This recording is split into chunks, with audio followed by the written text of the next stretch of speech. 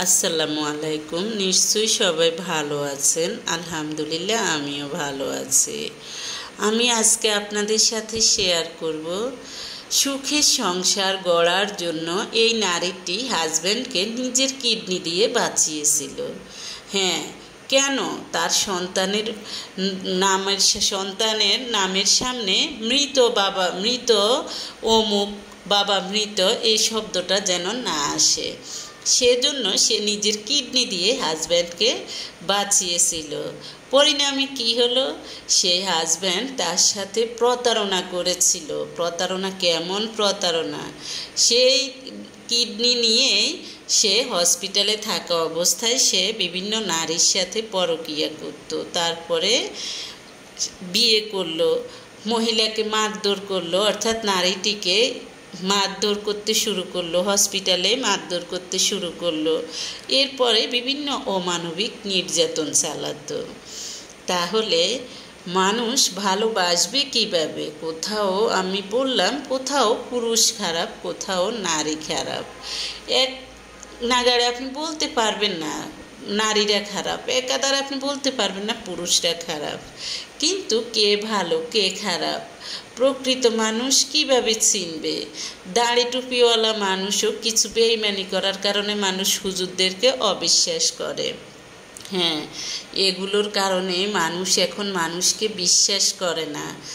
দেখা যায় যে এখন প্রতারকের পাল্লা, কে কিভাবে কার সাথে প্রতারণা করবে কোথাও মানবিক গুণ খুঁজে পাওয়া যায় না।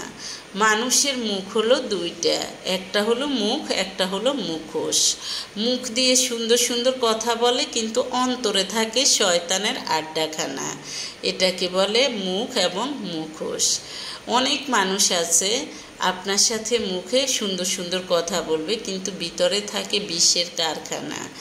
এইসব মানুষগুলোকে আপনি যদি আপনার কিডনি দিয়েও, লিভার দিয়েও, সব দিয়েও আপনি ভালোবাসেন, ভালোবাসার পরীক্ষা দেন, তারা আপনার সাথে প্রতারণা করবে। তাই সব সময় নিজেকে ভালোবাসুন, সৃষ্টিকর্তাকে ভালোবাসুন। আর কাউকে ভালোবাসবেন, কিন্তু এরকম কিডনি দিয়ে ভালোবাসার প্রয়োজন নেই। মানুষের বিশ্বাস ভেঙে যায়। এই নারীটি পারিবারিকভাবে বিয়ে হয়। পারিবারিকভাবে বিয়ে হওয়ার পর বিয়ের 2 বছর পরেই তাদের একটা বাচ্চা হয়, এবং এর কিছুদিন পরেই হাজব্যান্ডটার কিডনি অকেজো হয়ে যায় এবং সে অসুস্থ হয়ে পড়ে।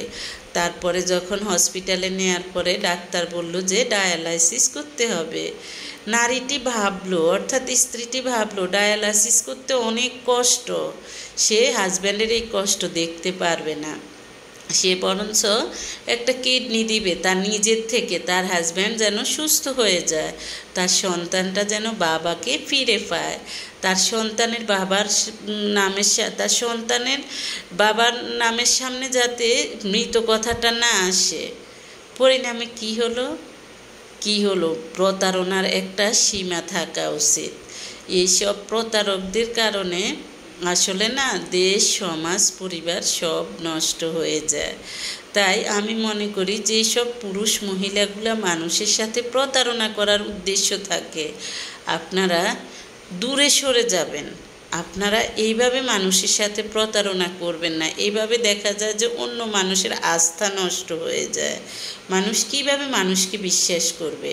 আস্থা নষ্ট হয়ে তখন অন্যরাও দেখা যায় যে সন্দেহ শুরু করে, অন্যরাও ভালোবাসতে পারবে না। তাই এইসব প্রতারকগুলা দূরে সরে যাবেন, আপনারা সংসার করা থেকে বিরত থাকবেন। এই আপনাদের মতো প্রতারকদের কারণে অন্যান্যরা দেখা যায় যে মনের ভিতর এক ধরনের অশান্তি বিরাজ করবে, সন্দেহ বিরাজ করবে। তখন মন দিয়ে হাজব্যান্ড ওয়াইফকে ভালোবাসতে পারবে না, ওয়াইফ হাজব্যান্ডকে ভালোবাসতে পারবে না। তাই সব সময় প্রতারণা থেকে দূরে থাকুন।